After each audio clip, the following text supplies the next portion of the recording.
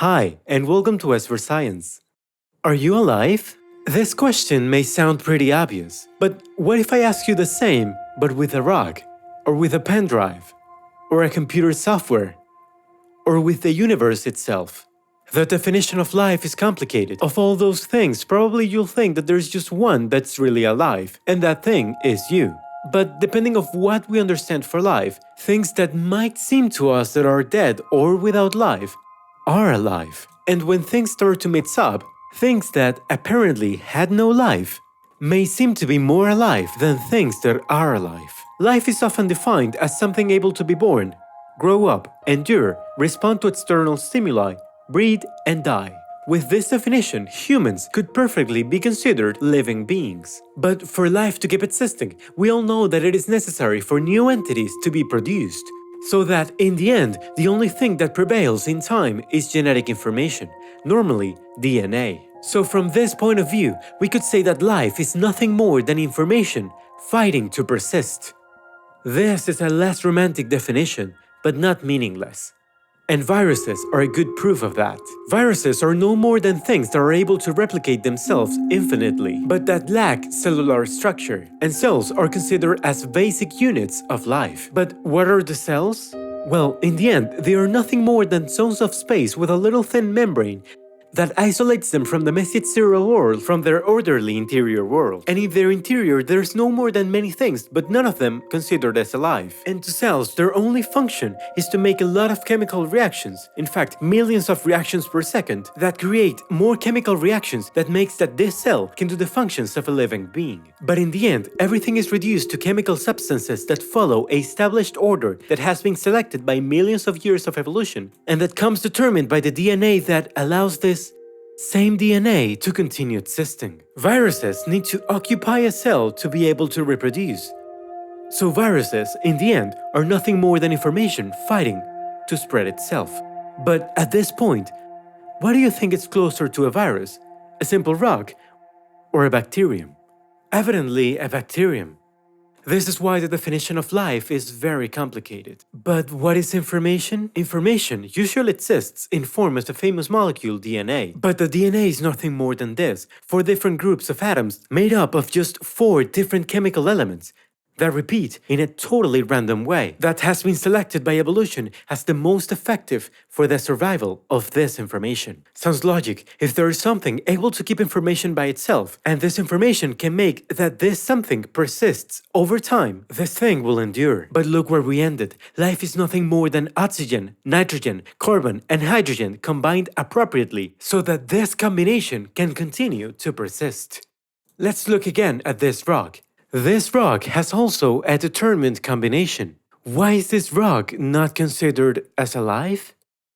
Because life has the right combination to keep existing on this universe. Oof, this is getting a bit complicated, but let's make it more complicated. The combinations can exist in many other areas. Right now, for example, you can see this video because there's a right combination of ones and zeros that is allowing for you to see me and understand me. So what would happen if we programmed a machine with the right combination? There is a concept in sci-fi that most of the experts of the topic agree that in no time will stop being sci-fi.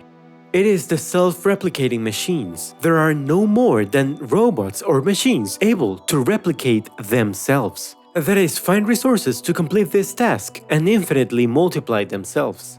Like viruses, or life itself. One of the most feasible variants of the self-replicating machines are the von Neumann chips. So the general idea of this concept is to build a device from abundant and easily accessible materials in the universe. Then this chip is launched into space in search of materials. Once it finds an appropriate destination, it lands and processes the material which they will use to create copies of themselves. Those copies leave the planet or asteroid and go searching for another to replicate once again, infinitely and exponentially, reaching then in no time a vast population of these chips traveling the universe. The self-replicating machines launched by different civilizations could compete with others for the materials. Given enough variety of ship models, or rather, species of ships, they could even form a kind of ecology. Or if they had some form of artificial intelligence, a society. They could even mutate through thousands of generations. This topic, if you think about it, could make you realize a lot. And what was life? Ordered matter? Something able to interact with the environment, feed, and reproduce? Then what is a von Neumann ship? Strictly speaking, it would be more alive than a virus. In fact, it would be as alive as a human being. This has important consequences in the future of the galaxy, where such technology were developed. The system is incredibly efficient, and according to some estimations, one population of space self-replicating ships using relatively standard theoretical methods of interstellar travel, that is, excluding methods of propulsion faster than light, such as warp engines, let's say traveling more or less 0.1 times the speed of light, something perfectly reachable, they could spread across one galaxy of the size of the Milky Way in such a little time as 500,000 years. This is very little. The dinosaurs became extinct 65 million years ago. There's another variation of the self-replicating ships called berserker ships. This, unlike the previous ones, that we can consider as good, have a very distinct objective: kill any form of intelligent life that they could find. This could be created or programmed by a xenophobic civilization or with simple purposes of colonization. Or simply can arise from von Neumann ships that suffer encode error or mutation that makes them become berserker. Such as DNA changes occur on living beings. If a self-replicating ship found evidence of primitive life, such as, for example, a civilization like ours that is Type 0, it could simply stay dormant in a satellite such as a moon, in silence, waiting for the civilization to evolve into a Type 1 civilization. After waiting in silence for several millennia, it could be activated when the emergent Type 1 civilization becomes advanced enough to establish a moon colony. And you may ask, why would they wait? For example, to avoid wasting energy and resources in a civilization that could not become a Type 1 civilization and thus not represent any threat. Or, for example, to take advantage of a civilization that already has extracted the necessary resources for replicating, saving a huge amount of energy and time, or simply to warn the other ships in the moment that the invasion was necessary. This could seem to you as something crazy, something of science fiction. But really, it's not crazy to think that we have in our beloved moon, or in another body of our solar system, a hidden killer ship waiting for us to start colonizing space to kill us. But wait, this doesn't end here. Another variation of the idea of stellar self-replicating ships is a seeder ship. Such ships could store genetic patterns of living beings from its native world.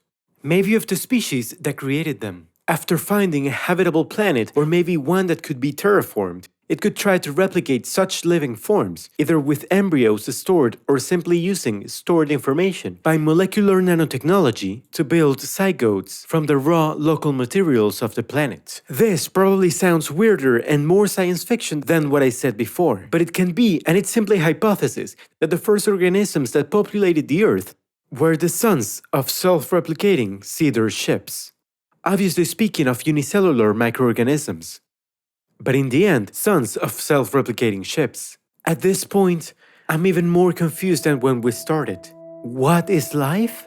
Wait, because here comes the best part. Because there's another area in which to establish the right combinations. What happens if we take a computer and make a system with determined laws and then introduce the right combination? This is what John Horton Conway asked himself. He designed a very simple software called the Game of Life. The game board, i.e. the analog of the universe, is a mesh formed by frames that extend infinitely to every direction. Every square that could be an atom have 8 neighbor squares with which it interacts. The squares have 2 states, on and off. The state of this game board, evolves along unities of time, one could say by turns, in function of the norms that are analogous of physical laws of the universe. For example, 2 squares together die, but 3 together make another square. The image that you're looking at is nothing more than the behavior of certain combinations of squares in function of the game rules. Basically, what Conway did was create his own universe with his own physical laws and introduced a combination. From many combinations, from many tests and the pass of time, we have found some combinations that could explain how life emerged from basically nothing. What you're seeing right now is the game of life. It's nothing more than the interaction of many entities at the same time. Entities that are governed by physical laws and with random initial combinations are now able to interact with each other, build relatively ordered systems, and reproduce, making replicas of sets of themselves, or increasing their size, or moving, or making new entities completely different. Does this sound familiar? Yes, it's exactly what you're thinking. This could be perfectly considered a living being. The game of life has incredible consequences in our understanding of life. Physicists, mathematicians, biologists, and scientists all around the world see it as a proof that in one universe with certain physical laws, if randomly the right combination suddenly appears, life can arise from nothing. But we're talking about a universe with certain physical laws. Some physical laws as the game of life. Because we have created a lot of other universes, other game boards, with very different laws that never have generated any of those structures or associations similar to actual life. The theoretical physicist Lee Smolin exposes in his book Life of the Cosmos his theory about natural selection of the universe. A theory that says that inside a black hole, when it collapses, it could be generated a brand new universe. This new universe would have similar physical laws to the parent universe, however, with some changes, providing the genetical variability required for natural selection. The more successful universes would be those that could have more black holes, that is, more childs. It is postulated that a universe with failed physical laws would come to its terminal death before it can reproduce, which means that, effectively, a natural selection of the best combinations of physical laws to create universes could exist. So it is possible that our universe, and now I'm speaking of theories that maybe we could never deny or confirm, it is possible that it's the product of a huge selection of universes that were not prone to create another universes. That is nothing more than the descendant of a long line of predecessor universes that all they do is keep their information, transmitting it to their children. Calculations have been made, and if only the fundamental constants and physical parameters of the universe were a little different, this universe could have never existed. The margin of error is tiny. Statistically, it is more likely that this universe is the product of the natural selection of universes than that it arose directly with physical laws so well adjusted. This universe can exist because it has the right combination. But this universe has something more. Its physical laws are also the right ones so that life could exist in it. Although everything is relative, because these same physical laws are those that keep this universe alive and that keep life alive. The universe itself, if it is that Smolin's theory is true, could well be a living being, with its parents and offsprings, only existing so its information can persist, just like living beings. Now at this point, there's only one question left. What is life? Thank you very much for watching the video, and goodbye.